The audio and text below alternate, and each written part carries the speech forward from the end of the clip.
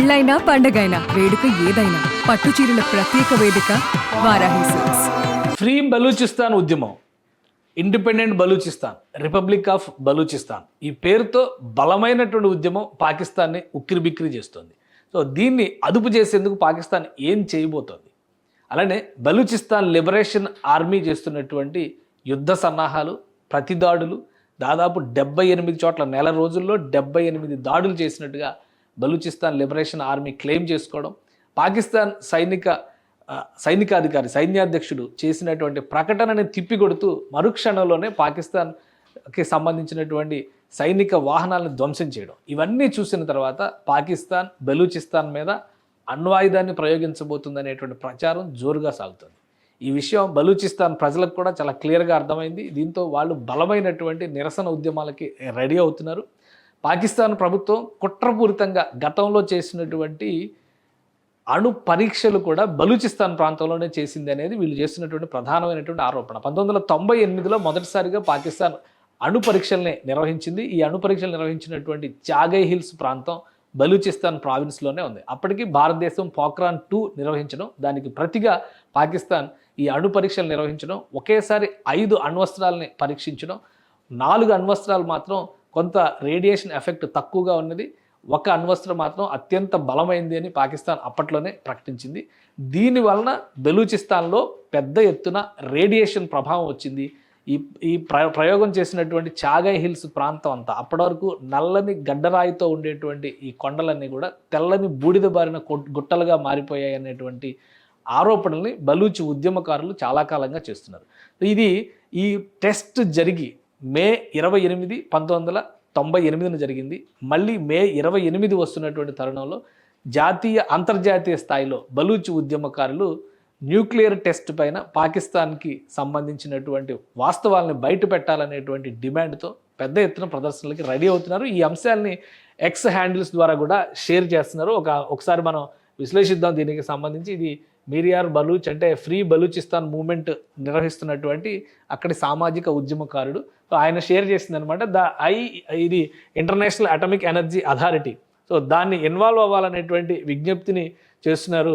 International community can involve, అంటే ఇందులో involve అయితే victims of Pakistan nuclear radiations. అప్పటి నుంచి కూడా 20 ఏళ్లుగా ఎక్కడైతే ఈ న్యూక్లియర్ టెస్ట్లు చేశారో ఆ ప్రాంతంలో చాలామంది నెక్స్ట్ జనరేషన్ బేబీస్, అంటే తర్వాత పుట్టినటువంటి పిల్లలు జన్యుపరమైనటువంటి లోపాలతో, చర్మపరమైనటువంటి సమస్యలతో జన్మించారనేది వీళ్ళు చెబుతున్నటువంటి ఆరోపణ, వీళ్ళు చేస్తున్నటువంటి మాట. దీనికి సంబంధించి అనేక ఆధారాలు ఉన్నాయి. ఈ ఆధారాలన్నింటినీ కూడా పరిశీలించడం కోసమే ఇంటర్నేషనల్ అటామిక్ ఎనర్జీ అథారిటీ ఆధ్వర్యంలో ఒక కమిటీని వేయాలి, వాళ్ళు వచ్చి పాకిస్తాన్లో వాస్తవాలను పరిశీలించాలనేటువంటి విజ్ఞప్తి చేస్తున్నారు. అలానే అన్సేఫ్ పాకిస్తానీ న్యూక్స్ ఇంటూ కస్టడీ, ఇది న్యూక్లియర్. నిన్న ఒక విషయం మనం గమనించాలి. భారత రక్షణ మంత్రి రాజ్నాథ్ సింగ్ ఒక ప్రకటన చేశారు.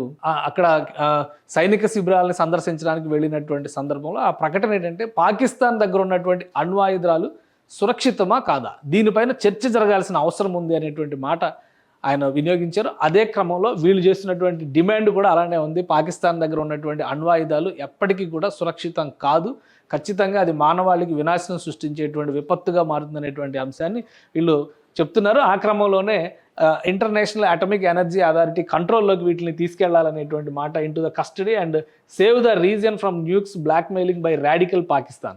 సో పాకిస్తాన్ ఈ బాంబులు వేస్తామనేటువంటి బెదిరింపు ధోరణులతో బలూచి ఉద్యమకారులను కూడా లొంగ తీసుకునేటువంటి కుట్రలు చేస్తుంది. కాబట్టి ఈ బలమైనటువంటి డిమాండ్ని వీళ్ళు తెరపైకి తీసుకొస్తున్నారు. దీనికి సంబంధించి బీ రెడీ టు కవర్, ఇది వరల్డ్ మీడియాకి డియర్ పేట్రియాట్స్ అని చెప్పని రాశారు. Protest against Pakistan nuclear test on 28 మే 2025. అంటే ఈ టెస్ట్ జరిగింది 1998లో. ఇప్పుడు దానికి సంబంధించినటువంటి నిరసనలు ఇప్పుడే కాదు, చాలా కాలంగా జరుగుతున్నాయి. అనేక దేశాల ముందర, జర్మనీలో, అలానే అమెరికాలో, వాషింగ్టన్లో చాలా చోట్ల బలూచి ఉద్యమకారులు ప్రొటెస్టులు చేశారు. న్యూక్లియర్ టెస్టులు చేయడం ద్వారా తమ పిల్లలపైన తీవ్రమైనటువంటి ప్రభావం చూపిస్తుంది, బలూచ్ ప్రజల్ని బలిపశువులు చేసింది పాకిస్తాన్ అణ్వస్త్రాల పేరుతో అనేటువంటి వాదన చేస్తూ దశాబ్దాలుగా పోరాటం చేస్తూనే ఉన్నారు. కానీ ఎవరూ పట్టించుకోలేదు అనేది వారి ఆవేదన. ఇప్పుడు దానికి కొనసాగింపుగా 28వ తేదీన జరగబోయేటువంటి పాకిస్తాన్ ఆక్యుపైడ్ బలూచిస్తాన్లో చేసినటువంటి ఆ టెస్టులకు సంబంధించిన నిరసన ప్రదర్శనలను కవర్ చేయండి అనేటువంటి డిమాండ్ చేస్తూ ఈ పోస్టులు పెడుతున్నారు. అలానే it is now responsibility of the world community and bodies working for climate change, wild life, humanity. So వీటన్నిటి మీద పనిచేస్తున్నటువంటి వాళ్ళందరూ కూడా ఇన్వాల్వ్ అవ్వాల్సినటువంటి అవసరం ఉంది. బలూచిస్తాన్లో బయోడైవర్సిటీ మొత్తాన్ని కూడా ధ్వంసం చేసింది పాకిస్తాన్ ఈ న్యూక్లియర్ టెస్టుల ద్వారా అనేది ప్రధానమైన ఆరోపణ. The people of Balochistan are requesting USA, UN and IAEA to take the Pakistanis Islamic nukes into the safe custody and make this region safe from nuclear blackmailing. So ఇది నిజంగానే బలమైనటువంటి ఉద్యమం నడుస్తుంది బలూచిస్తాన్కి సంబంధించి. బలూచిస్తాన్ ఉద్యమకారులు సాయుధ పందాలో, ప్రజాస్వామ్య పందాలో, పౌర హక్కుల ఉద్యమాలుగా ఇలా 3 రకాలుగా పోరాటం చేస్తూ ఉన్నారు.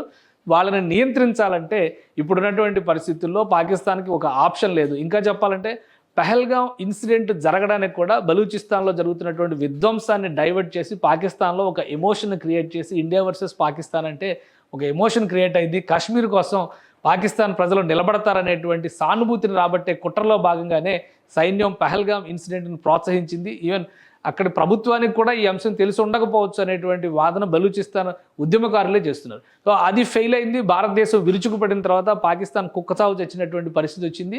ఇప్పుడు బలూచిస్తాన్ని ఏ విధంగా దెబ్బతీయాలనేటువంటి కుట్రల్లో భాగంగా అణ్వస్త్రం అనేటువంటి బూచిని చూపించే ప్రయత్నం పాకిస్తాన్ సైనికాధికారులు చేస్తున్నారనేటువంటి వాదనని బలూచి ఉద్యమకారులు చేస్తున్నారు. వాళ్ళు చేస్తున్నటువంటి విజ్ఞప్తి ప్రకారం మే 28వ తేదీన జరగబోయేటువంటి ప్రొటెస్ట్ ప్రపంచవ్యాప్తంగా ఆకర్షించాలి, అందరి దృష్టిని ఆకర్షించే విధంగా ఈ ఉద్యమం చేయాలని చెప్పని భావిస్తున్నారు. అలానే అంతర్జాతీయ సమాజం ఇన్వాల్వ్ అయ్యి పాకిస్తాన్ చేతిలో ఉన్నటువంటి అన్సేఫ్ న్యూక్లియర్ వెపన్స్ని స్వాధీనపరచుకోవాలనేటువంటి డిమాండ్ని ప్రధానంగా చేస్తున్నారు. భారత ప్రభుత్వం కూడా ఇదే మాట చెప్పింది. పాకిస్తాన్ చేతిలో ఉన్నటువంటి అణ్వాయుధం సురక్షితమేనా అనేటువంటి వాదనని లేవదీసింది. సో ఇది ఒక ప్రపంచ స్థాయి చర్చకి దారితీసేటువంటి అవకాశం ఉంది. మిగతా దేశాలు ఏ విధంగా రెస్పాండ్ అవుతాయి, ముందుగా మొదట అక్కడ బలి అవుతున్నటువంటి ప్రజలుగా చూస్తే కనుక బలూచిస్తాన్ ఉద్యమకారులు చేస్తున్నటువంటి వాదన ఇది పాకిస్తాన్ మ్యాప్, ఇది ఇండియా, పాకిస్తాన్, ఆఫ్ఘనిస్తాన్. ఇక్కడ కనిపిస్తున్నటువంటి పాయింటే చాగై హిల్స్, అంటే ఇది బలూచిస్తాన్లో ఒక శివారు ప్రాంతంగా చూసేది. బలూచిస్తాన్లో చాలా ప్రాంతం కొండలు, గుట్టలు, మైదానాలు తక్కువ ఉంటాయి, కొండలు, గుట్టలు ఎక్కువ ఉంటాయి. సో ఆ ప్రాంతాల్లో అందుకనే ఖనిజ సంపద చాలా ఎక్కువగా ఉంటుంది అనేటువంటి ఇవన్నీ కూడా పూర్తి స్థాయి కొండలు, గుట్టలుగా ఉన్నటువంటి ప్రదేశాలే మనకి ఇక్కడ కనిపిస్తున్నాయి. సో ఈ ప్రాంతంలోనే ఈ టెస్ట్ చేసింది. నల్లని గుట్టలుగా ఉన్నటువంటి కొండల మధ్యలో సరైనటువంటి సురక్షితమైన చర్యలు తీసుకోకుండా భారతదేశం చేసినటువంటి అణుపరీక్షలకి పోటీగా అణుపరీక్షలు చేసేటువంటి క్రమంలో పాకిస్తాన్ చేసినటువంటి తప్పిదాల వలన ఈ ప్రాంతంలో రేడియేషన్ విపరీతంగా వచ్చింది. ఈ ప్రాంతంలో ఉన్న ప్రజలపైన దాని ప్రభావం విపరీతంగా ఉంది. నెక్స్ట్ జనరేషన్లో పుట్టినటువంటి పిల్లలకు కూడా జన్యుపరమైన లోపాలు రావడానికి ఈ న్యూక్లియర్ వెపన్సే కారణం అనేటువంటి వాదనని దశాబ్దాలుగా చేస్తున్నారు. మరొకసారి ఇప్పుడు బలూచ్ ఉద్యమం, ఫ్రీ బలూచ్ మూవ్మెంట్ పేరుతో చేస్తున్నటువంటి ఉద్యమాల్లో భాగంగా ఈ అంశం మరొకసారి చర్చకు వచ్చింది. ఇక అంతర్జాతీయ సమాజం దీనిపైన ఏ విధంగా రియాక్ట్ అవుతుంది, పాకిస్తాన్ చేతిలో ఉన్నటువంటి అన్సేఫ్ న్యూక్లియర్ వెపన్స్ని స్వాధీనపరుచుకునేటువంటి శక్తి సామర్థ్యాలు అంతర్జాతీయ సమాజానికి కానీ ఐక్యరాజ్య సమితికి కానీ ఉన్నాయా లేవా అనేది కాలం నిర్ణయించాల్సినటువంటి అంశం. సుమన్ టీవీలో మీ పర్సనల్ అండ్ బిజినెస్ ప్రమోషన్స్ కోసం కింది నెంబర్కి కాంటాక్ట్ చేయండి.